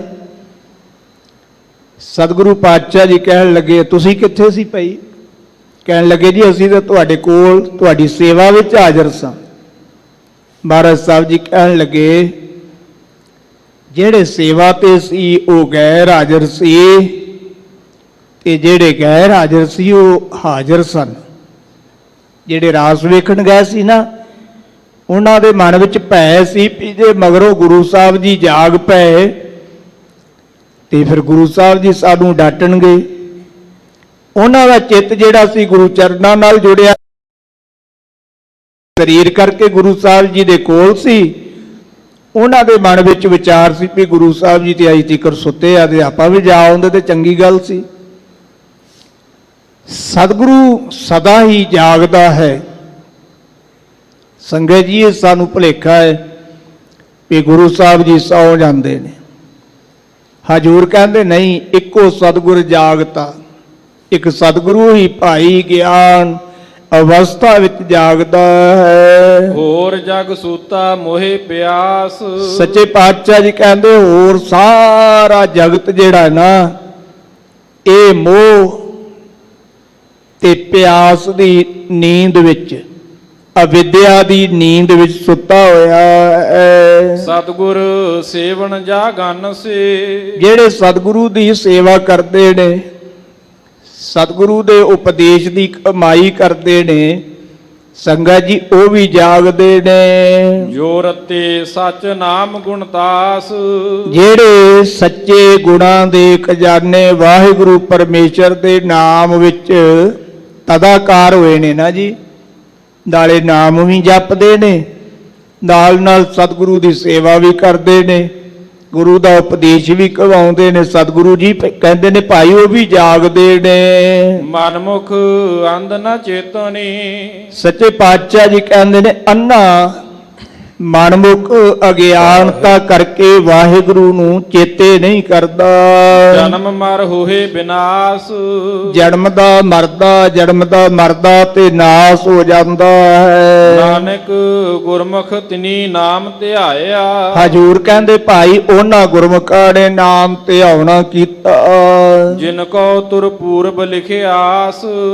ਜਿਨ੍ਹਾਂ ਦੇ ਮਸਤਕ ਤੇ ਧੁਰੋਂ ਵਾਹਿਗੁਰੂ ਨੇ ਲਿਖ ਦਿੱਤਾ ਉਹ ਨਾਮ ਧਿਆਉਂਦੇ ਨੇ, ਉਹ ਵਾਹਿਗੁਰੂ ਨੂੰ ਚੇਤੇ ਕਰਦੇ ਨੇ। ਸਾਰਾ ਭੋਜਨ ਛਤਿ ਪ੍ਰਕਾਰ। ਪੌੜੀ ਗੁਰੂ ਰਾਮਦਾਸ ਸੱਚੇ ਪਾਤਸ਼ਾਹ ਜੀ ਦੀ ਉਚਾਰਨ ਕੀਤੀ ਹੋਈ ਹੈ। ਪੌੜੀ ਵਿੱਚ ਹਜੂਰ ਗੁਰੂ ਰਾਮਦਾਸ ਜੀ ਕਹਿੰਦੇ ਨੇ ਹਰ ਨਾਮ ਹਮਾਰਾ ਭੋਜਨ 36 ਪ੍ਰਕਾਰ। ਹਰੀ ਪਰਮੇਸ਼ਰ ਦਾ ਨਾਮ ਹੀ ਸਾਡਾ 36 ਪ੍ਰਕਾਰ ਦਾ ਭੋਜਨ ਹੈ। ਜਿਤ ਖਾਇਆ ਹਮਕੋ ਤ੍ਰਿਪਤ ਭਈ। ਜਿਸ ਨਾਮ ਰੂਪੀ ਭੋਜਨ ਨੂੰ ਖਾ ਕੇ ਸਾਡੀ ਸਾਰੀ ਭੁੱਖ ਮਿਟ ਜਾਂਦੀ ਹੈ ਤੇ ਸਾਡੇ ਮਨ ਨੂੰ ਤ੍ਰਿਪਤੀ ਹੋ ਜਾਂਦੀ ਹੈ। ਦੁਨਿਆਵੀ 36 ਪ੍ਰਕਾਰ ਦੇ ਭੋਜਨ ਖਾ ਕੇ ਵੀ ਬੰਦੇ ਨੂੰ ਤ੍ਰਿਪਤੀ ਨਹੀਂ। ਪਹਿਲਾਂ ਸਵੇਰੇ ਖਾਂਦਾ ਹੈ ਸੰਗਤ ਜੀ, ਫਿਰ ਦੁਪਹਿਰੇ ਖਾਂਦਾ ਹੈ ਤੇ ਫਿਰ ਰਾਤ ਨੂੰ ਖਾਂਦਾ ਹੈ ਤੇ ਵਿੱਚ ਵਿੱਚ ਬਿਸਕੁਟ ਵੀ ਚੱਬੀ ਜਾਂਦਾ ਹੈ ਤੇ ਚਾਹ ਵੀ ਪੀਤੀ ਜਾਂਦਾ ਹੈ ਤੇ ਤ੍ਰਿਪਤੀ ਹੁੰਦੀ ਨਹੀਂ ਗੀ। ਸਾਰਾ ਦਿਨ ਹੀ ਲੱਗਾ ਰਹਿੰਦਾ ਹੈ ਤੇ ਤ੍ਰਿਪਤੀ ਹੁੰਦੀ ਨਹੀਂ, ਰੱਜਦਾ ਹੀ ਨਹੀਂ। ਸੱਚੇ ਪਾਤਸ਼ਾਹ ਜੀ ਕਹਿੰਦੇ ਇਸ ਕਰਕੇ ਭਾਈ ਸਾਡਾ ਤਾਂ ਹਰੀ ਦਾ ਨਾਮ ਹੀ 36 ਪ੍ਰਕਾਰ ਦਾ ਭੋਜਨ ਹੈ। ਜਿਸ ਨਾਮ ਰੂਪੀ ਭੋਜਨ ਨੂੰ ਛਕ ਕਰਕੇ ਸਾਨੂੰ ਤ੍ਰਿਪਤੀ ਹੋ ਗਈ ਹੈ, ਸਾਡੀ ਸਾਰੀ ਭੁੱਖ ਮਿਟ ਗਈ ਹੈ। ਹਰ ਨਾਮ ਹਮਾਰਾ ਪੈਨਨ, ਜਿਤ ਫਿਰ ਨੰਗੇ ਨਾ ਹੋਵੈ। ਸੱਚੇ ਪਾਤਸ਼ਾਹ ਜੀ ਕਹਿੰਦੇ ਹਰੀ ਦਾ ਨਾਮ ਹੀ ਭਾਈ ਸਾਡੇ ਬਸਤਰ ਨੇ। ਹਰੀ ਦੇ ਨਾਮ ਰੂਪੀ ਬਸਤਰ ਜਿਨ੍ਹਾਂ ਨੇ ਪਹਿਨ ਲਏ ਸੰਗਤ ਜੀ, ਫਿਰ ਉਹ ਬੇਪਰਦ ਨਹੀਂ ਹੁੰਦੇ, ਫਿਰ ਉਹ ਨੰਗੇ ਨਹੀਂ ਹੁੰਦੇ। ਇਸੇ ਕਰਕੇ ਹਜੂਰ ਨੇ ਜ਼ਿਕਰ ਕੀਤਾ ਨਾ, ਪਰਮੇਸ਼ਰ ਪਟ ਲਈ, ਪਰਮੇਸ਼ਰ ਦੇ ਨਾਮ ਰੂਪੀ ਬਸਤਰ ਪਹਿਨਣੇ ਕਰੋ। ਜਿਸ ਪਰਮੇਸ਼ਰ ਦੇ ਨਾਮ ਰੂਪੀ ਬਸਤਰ ਪਹਿਨਿਆ ਸੰਗਤ ਜੀ ਕਦੇ ਬੇਪਰਦ ਨਹੀਂ ਹੋਈਦਾ, ਕਦੇ ਨੰਗੇ ਨਹੀਂ ਹੋਈਦਾ। ਵਾਹਿਗੁਰੂ ਪਰਦੇ ਢੱਕਦਾ ਹੈ। ਇਸ ਕਰਕੇ ਹਜੂਰ ਕਹਿੰਦੇ ਨੇ ਹਰੀ ਦਾ ਨਾਮ ਹੀ ਸਾਡੇ ਪਹਿਨਣ ਯੋਗ ਬਸਤਰ ਨੇ। ਜਿਸ ਨਾਮ ਰੂਪੀ ਬਸਤਰਾਂ ਨੂੰ ਪਹਿਨ ਕਰਕੇ ਤੇ ਅਸੀਂ ਫਿਰ ਬੇਪਰਦ ਨਹੀਂ ਹੁੰਦੇ, ਨੰਗੇ ਨਹੀਂ ਹੁੰਦੇ। ਹੋਰ ਪਹਿਨਣ ਕੀ ਹਮਾਰੀ ਸਰਦ ਗਈ। ਸੱਚੇ ਪਾਤਸ਼ਾਹ ਜੀ ਕਹਿੰਦੇ ਹੋਰ ਜਿਹੜੇ ਆ ਸੰਸਾਰ ਦੇ ਚਮਕੀਲੇ ਭੜਕੀਲੇ ਤਰ੍ਹਾਂ ਤਰ੍ਹਾਂ ਦੇ ਵਿਕਾਰ ਪੈਦਾ ਕਰਨ ਵਾਲੇ ਬਸਤਰ ਨੇ ਨਾ, ਇਹ ਪਹਿਨਣ ਦੀ ਸਾਡੀ ਸ਼ਰਧਾ ਚਲੇ ਗਈ ਹੈ। ਸਾਡੇ ਮਨ ਵਿੱਚ ਭਾਵਨਾ ਹੀ ਨਹੀਂ ਹੈਗੀ ਵੀ ਇਹ ਪਹਿਨ ਲਈਏ। ਸੰਗਤ ਜੀ ਜਿਹੜੇ ਨਾਮ ਦੇ ਰਸੀਏ ਨੇ ਨਾ, ਵਾਹਿਗੁਰੂ ਨਾਲ ਜੁੜੇ ਹੋਏ ਨੇ, ਉਹ ਇਹਨਾਂ ਬਸਤਰਾਂ ਦੇ ਵਿੱਚ ਮਨ ਨਹੀਂ ਜੋੜਦੇ। ਸਤਿਗੁਰੂ ਪਾਤਸ਼ਾਹ ਜੀ ਕਹਿੰਦੇ ਉਹੀ ਜੋੜਦੇ ਨੇ ਜਿਨ੍ਹਾਂ ਦੇ ਮਨ ਅੰਦਰ ਨਾਮ ਸਿਮਰਨ ਨਹੀਂ। ਠੀਕ ਹੈ, ਪਰਦਾ ਤਾਂ ਹਰੇਕ ਨੇ ਢੱਕਣਾ ਹੁੰਦਾ ਹੈ, ਸਰੀਰ ਹਰੇਕ ਨੇ ਢੱਕਣਾ ਸੰਗਤ ਜੀ, ਪਰ ਕਈ ਕੱਪੜੇ ਐਸੇ ਹੁੰਦੇ ਨੇ ਜਿਨ੍ਹਾਂ ਨੂੰ ਪਹਿਨਣ ਦੇ ਨਾਲ ਵਿਕਾਰ ਪੈਦਾ ਹੁੰਦੇ। ਇਸੇ ਕਰਕੇ ਗੁਰੂ ਨਾਨਕ ਦੇਵ ਸੱਚੇ ਪਾਤਸ਼ਾਹ ਜੀ ਨੇ ਕਿਹਾ ਸੀ ਨਾ, ਹੋਰ ਪਹਿਨਣ ਖੁਸ਼ੀ ਕੁਵਾਰ, ਜਿਤ ਪਹਿਦੇ ਤਨ ਪੀੜੀਏ ਮਨ ਮੈਂ ਚੱਲੇ ਵਿਕਾਰ। ਹੋਰ ਜਿਹੜੇ ਅਸੀਂ ਚਮਕੀਲੇ ਭੜਕੀਲੇ ਲਿਬਾਸ ਪਹਿਨਦੇ ਹਾਂ, ਜਿਨ੍ਹਾਂ ਦੇ ਪਹਿਨਣ ਨਾਲ ਮਨ ਵਿੱਚ ਵਿਕਾਰ ਪੈਦਾ ਹੁੰਦੇ ਨੇ, ਤੇ ਵਿਕਾਰ ਪੈਦਾ ਹੋਣ ਨਾਲ ਫਿਰ ਸੰਗਤ ਜੀ ਇਹ ਸਰੀਰ ਜਿਹੜਾ ਪੀੜਿਆ ਜਾਂਦਾ ਹੈ, ਉਹਨਾਂ ਦਾ ਕੋਈ ਫਾਇਦਾ ਨਹੀਂ। ਇਸ ਕਰਕੇ ਸਤਿਗੁਰੂ ਜੀ ਕਹਿੰਦੇ ਨੇ ਹੋਰ ਪਹਿਨਣ ਕੀ, ਹੋਰ ਜਿਹੜੇ ਸੰਸਾਰੀ ਬਸਤਰ ਨੇ ਨਾ, ਇਹ ਪਹਿਨਣ ਦੀ ਹਮਾਰੀ ਸ਼ਰਤ ਗਈ, ਸਾਡੀ ਭਾਵਨਾ ਹੀ ਮੁੱਕ ਗਈ ਹੈ। ਸਾਨੂੰ ਹੁਣ ਨਾਮ ਰੂਪੀ ਕੱਪੜੇ ਮਿਲ ਗਏ ਨੇ ਜਿਹੜੇ ਸਦਾ ਹੀ ਸਾਡਾ ਪਰਦਾ ਢੱਕਦੇ ਨੇ। ਹਰ ਨਾਮ ਹਮਾਰਾ ਵਣਜ, ਹਰ ਨਾਮ ਵਾਪਾਰ। ਸੱਚੇ ਪਾਤਸ਼ਾਹ ਜੀ ਕਹਿੰਦੇ ਹੁਣ ਤਾਂ ਭਾਈ ਹਰੀ ਦਾ ਨਾਮ ਹੀ ਸਾਡਾ ਵਣਜ ਹੈ, ਹਰੀ ਦਾ ਨਾਮ ਹੀ ਸਾਡਾ ਵਪਾਰ ਹੈ, ਨਾਮ ਨਾਲ ਹੀ ਸਾਡਾ ਲੈਣ ਦੇਣ ਹੈ, ਨਾਮ ਨਾਲ ਹੀ ਸਾਡਾ ਵਪਾਰ ਚੱਲਦਾ।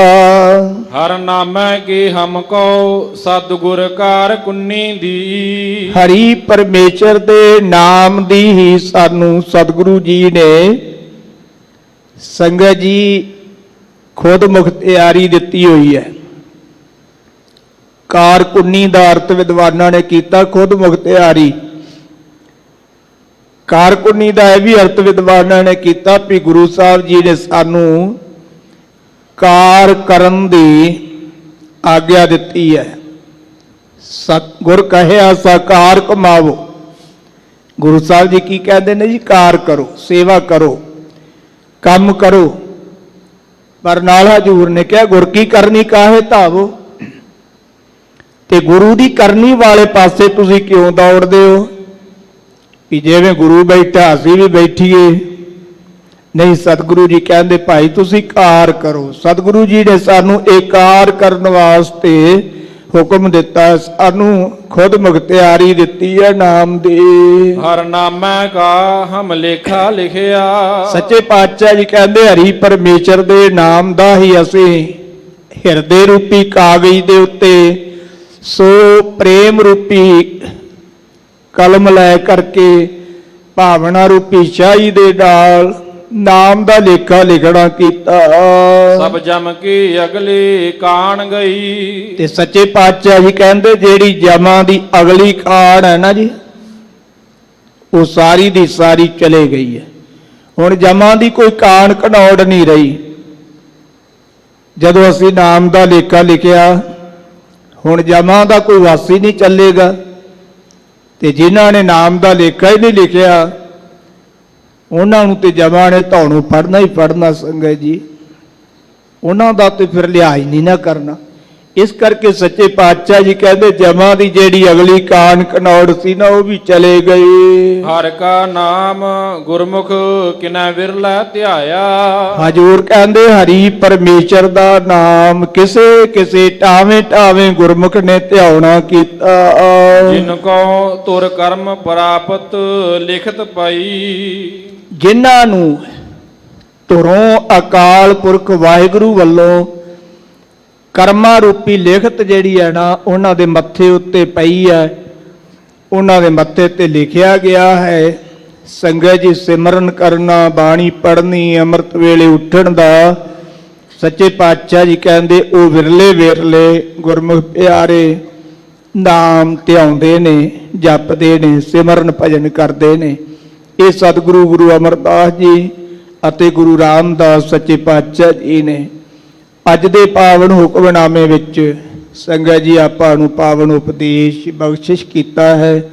ਸਤਿਗੁਰੂ ਜੀ ਕਿਰਪਾ ਕਰਨ ਆਪਾਂ ਵੀ ਗੁਰੂ ਦੀ ਸੇਵਾ, ਗੁਰ ਸ਼ਬਦ ਦਾ ਅਭਿਆਸ ਜ਼ਰੂਰ ਕਰੀਏ ਤਾਂ ਫਿਰ ਜਮਾਂ ਦੀ ਜਿਹੜੀ ਕਾਣ ਘਨੌੜ ਹੈ ਉਹ ਜਾਂਦੀ ਰਹੇਗੀ। ਫਿਰ ਜਮਦੂਤ ਸਾਨੂੰ ਪੁੱਛ ਨਹੀਂ ਸਕਣਗੇ। ਇੰਨੀਆਂ ਬੇਨਤੀਆਂ ਪ੍ਰਵਾਨ ਕਰਨੀਆਂ। ਗੁਰੂ ਤੇਗ ਬਹਾਦਰ ਸਾਹਿਬ ਸੱਚੇ ਪਾਤਸ਼ਾਹ ਜੀ ਦੇ ਪਾਵਨ ਪ੍ਰਕਾਸ਼ ਗੁਰਪੁਰਬ ਦੀਆਂ ਅਤੇ ਭਗਤ ਧੰਨਾ ਜੀ ਦੇ ਪਾਵਨ ਜਨਮ ਦਿਹਾੜੇ ਦੀਆਂ ਫਿਰ ਆਪ ਸਮੁੱਚੀਆਂ ਸਿੱਖ ਸੰਗਤਾਂ ਨੂੰ, ਸਮੁੱਚੇ ਜਗਤ ਨੂੰ ਬਹੁਤ ਬਹੁਤ ਵਧਾਈਆਂ ਜੀ। ਹਰ ਨਾਮੈ ਕਾ ਹਮ ਲੇਖਾ ਲਿਖਿਆ। ਸਭ ਜਮ ਕੀ ਅਗਲੀ ਕਾਣ ਗਈ। ਹਰ ਕਾ ਨਾਮ ਗੁਰਮੁਖ ਕਿਨੈ ਵਿਰਲਾ ਧਿਆਇਆ। ਜਿਨ ਕੋ ਤੁਰ ਕਰਮ ਪ੍ਰਾਪਤ ਲਿਖਤ ਪਾਈ। ਵਾਹਿਗੁਰੂ ਜੀ ਕਾ ਖਾਲਸਾ, ਵਾਹਿਗੁਰੂ ਜੀ ਕੀ ਫਤਿਹ। ਵਾਹਿਗੁਰੂ ਜੀ ਕਾ ਖਾਲਸਾ, ਵਾਹਿਗੁਰੂ ਜੀ ਕੀ ਫਤਿਹ। ਸ਼ੇਰੇ ਪੰਜਾਬ ਗੁਰਬਾਣੀ YouTube ਚੈਨਲ ਨੂੰ ਵੱਧ ਤੋਂ ਵੱਧ ਸਬਸਕ੍ਰਾਈਬ ਕਰੋ ਤੇ ਇਸ ਤੇ ਗੁਰਬਾਣੀ, ਸ਼ਬਦ ਕੀਰਤਨ ਤੇ ਇਤਿਹਾਸ ਨਾਲ ਵੱਧ ਤੋਂ ਵੱਧ ਜੁੜ ਕੇ ਆਨੰਦ ਮਾਣੋ ਤੇ ਆਪਣੀ ਜ਼ਿੰਦਗੀ ਨੂੰ ਸਫਲ ਕਰੋ। ਵਾਹਿਗੁਰੂ ਜੀ ਕਾ ਖਾਲਸਾ, ਵਾਹਿਗੁਰੂ ਜੀ ਕੀ ਫਤਿਹ।